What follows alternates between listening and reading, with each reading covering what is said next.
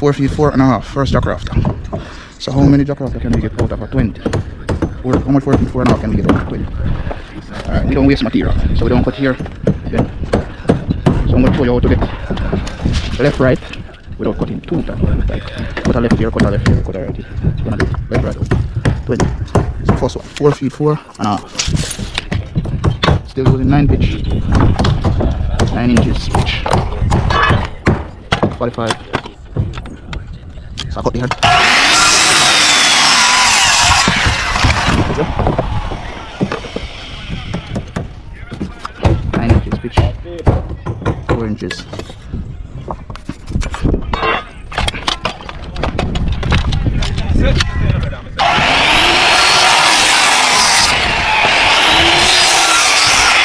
I put the 4 feet 4.5 from here to there. Remember to take it from a square end. Let's see if it's good.